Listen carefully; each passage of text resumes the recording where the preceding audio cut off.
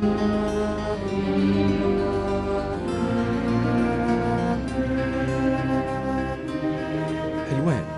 or Helwan al-Hammamat, is an airy and sunny town about 24 kilometers to the south of downtown Cairo, 85 meters above sea level and 40 meters above common Cairo ground. The location is well chosen, due, however, to nature more than the choice of man. About 5,000 years ago, at Izbat al-Walda, a few kilometers north of Helwan, from July 8, 1942 to 1954, the Helwanese archaeologist Professor Saad Yusuf Zaki has noticed that the local farmers kept in their houses true pieces of great antiquity and had excavations made. In those years, a great number of tombs, more than 10,000, were discovered, some of them small and some big, some belonging to princes and dignitaries, and others to ordinary people, all of them being dug during the First and Second Dynasty.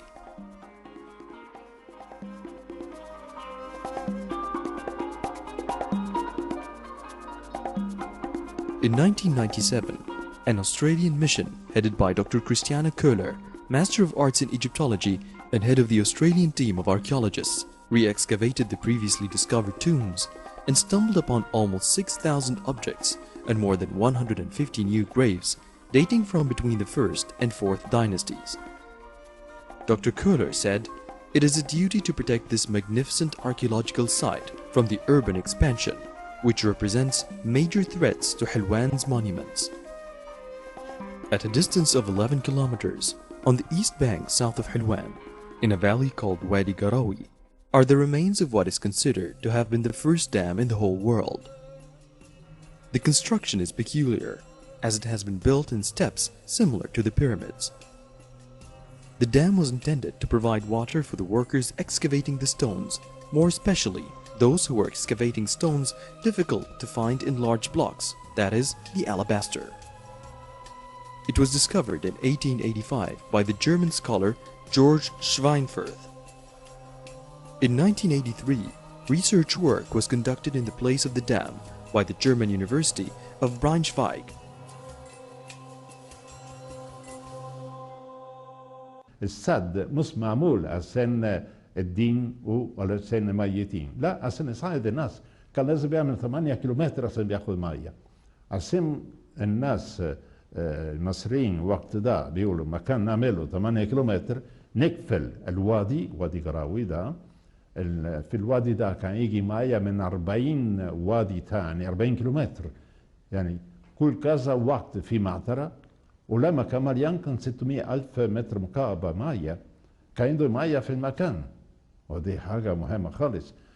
ولكن لما المية يجي بالمطرة ينزل بسرعة ويسد السد.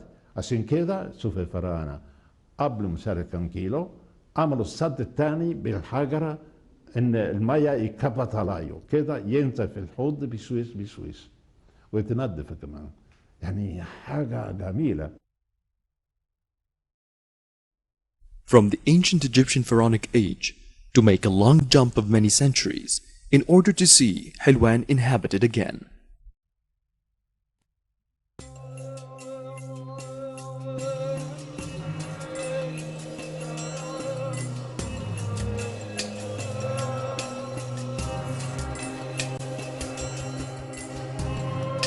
Abdulaziz bin Marwan, who reigned in Egypt for 20 years, from 685 to 705 AD, came to live in Helwan when the plague broke out at Fustad near Old Cairo.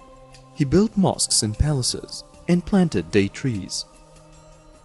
The death of Abdulaziz bin Marwan frustrated his intention of making Helwan the capital of Egypt instead of Cairo.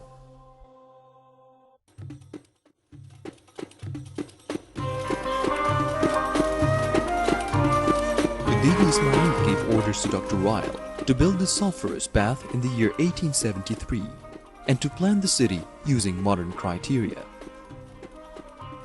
Many princes, pashas, and other important personalities of Cairo were invited to build villas in Helwan. The Khedive gave them the favorable conditions to build, and stone was delivered to the site for free.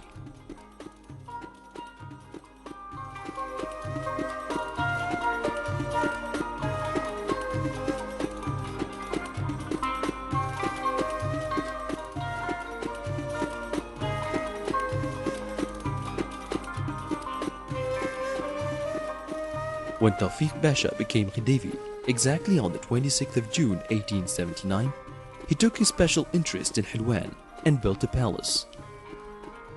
He was interested himself in the developing of the palace as a first-class health resort.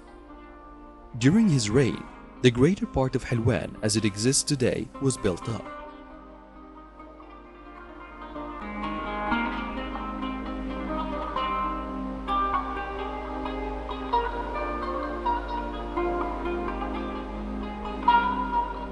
He also built a mosque.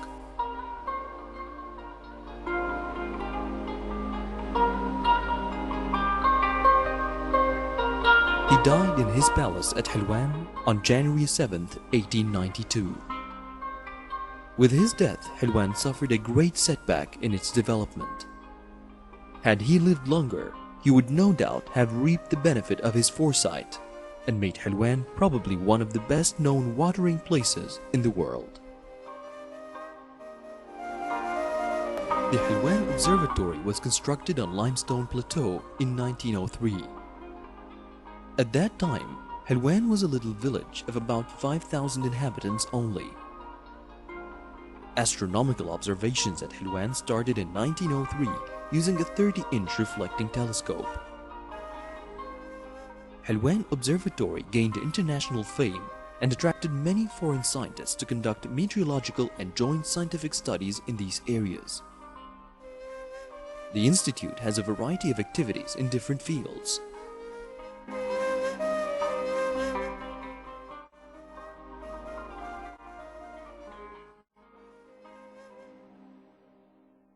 The National Research Institute of Astronomy and Geophysics, which is the old name Helwan Observatory. It is one of the oldest institutions in the Middle East and Africa. It is established in 1903. It works in two main major fields. The first one is astronomy and the second one is geophysics. In geophysics, the most important one is to carry out seismicity monitoring all over the country and for the other surrounding regions. So we have seismic network stations to study the seismic activity in the country.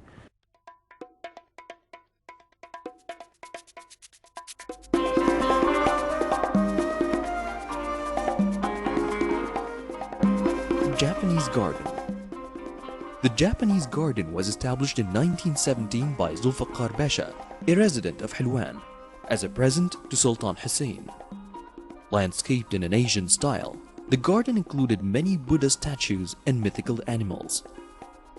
The Japanese garden is a representation of nature. The purpose of this garden is to capture nature in the utmost natural way, and to do it with a touch of artistic feeling.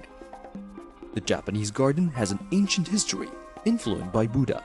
The Buddhist influence makes the garden a quiet place, allowing people to look back and reflect upon themselves or meditate.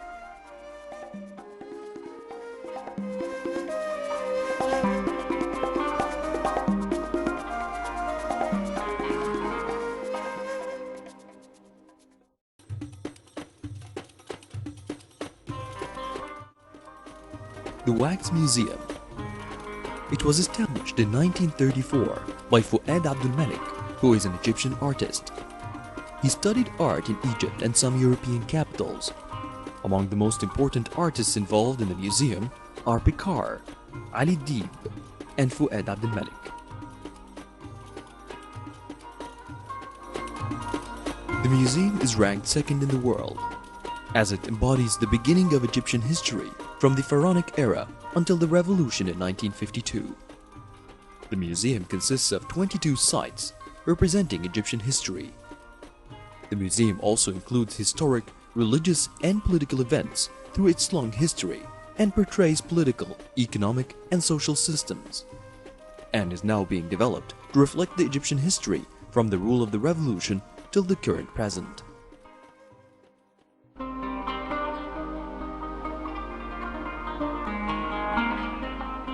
In 1939, a spring of natural mineral water gushed out at Ain Helwan, and because of that, all the region was developed with gardens and buildings.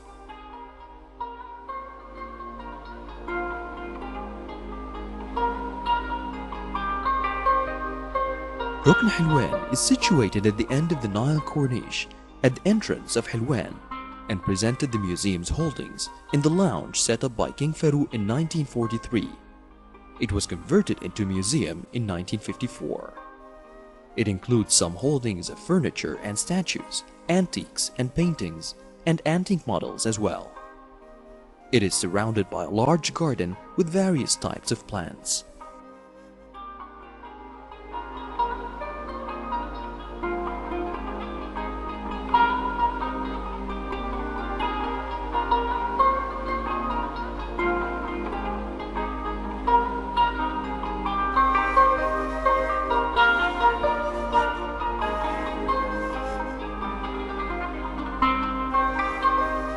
The main target of the July Revolution was to modernize Egypt, converting it from an agricultural country into an industrial one through building many factories. That led to the conversion of some cities to become industrial citadels such as Al-Mahalla, Shobra, and Helwan. The area became the center of large-scale housing developments, steel, cement factories, and a large power station. The region is marked by serious environmental degradation brought about by industry and pollution, with air quality far worse than that of Cairo. However, recent efforts have reduced this pollution. Nearly at the Revolution of July, they thinking to construct, they began by Tora cement factory, using the mountain all around, but they doesn't think about the northern wind, which will bring many dust to Helwan area. In the same manner, they constitute another many factors, include Portland Helwan and the National Cement Helwan, and the crisis was construction of the big steel iron factory here in Helwan.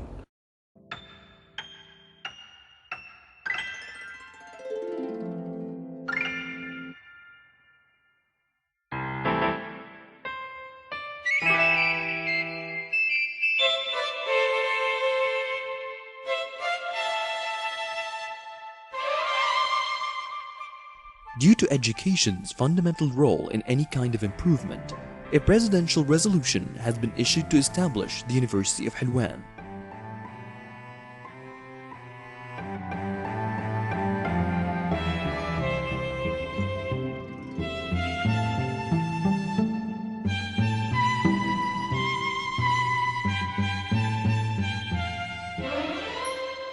University of Helwan is a public university established on July 26, 1975 and based in Helwan. Generally, Helwan University is known for its engineering trend. It is very famous for its faculties of engineering and the faculty of computers and information.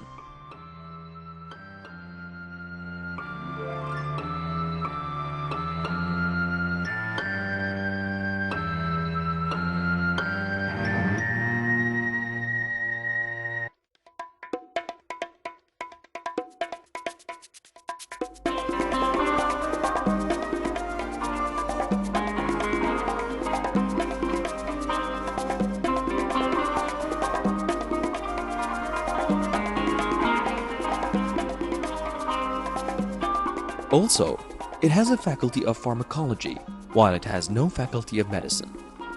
The university has about 18 faculties, a central library, and a special library in each faculty.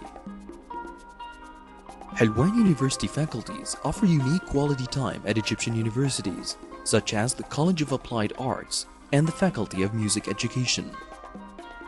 Development in Helwan University represents the advancement of the educational process in Egypt, and that is why it is considered as the University of Permanent Future.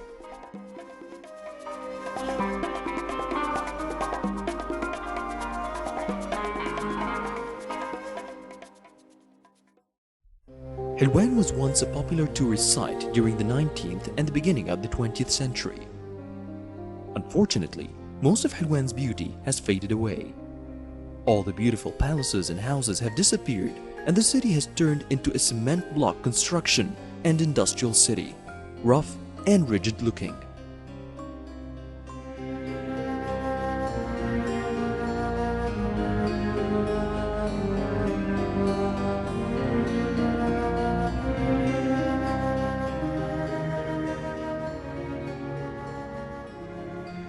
Once, the great author Naguib Mahfouz mentioned a joke in his novel 1 Hour Remains that Buddha may leave his sight at the lake in the Japanese park. This will be a reality regarding the conversion of Helwan from one of the world's well-known healthcare towns into a symbol of pollution. Buddha will break his silence and will scream due to that noise and pollution moving into calmness of the desert. The decision of making Helwan an independent governorate is the first step on the right way. This will give us sufficient opportunity to concentrate on Helwan's problems in order to find out the best solutions for those problems.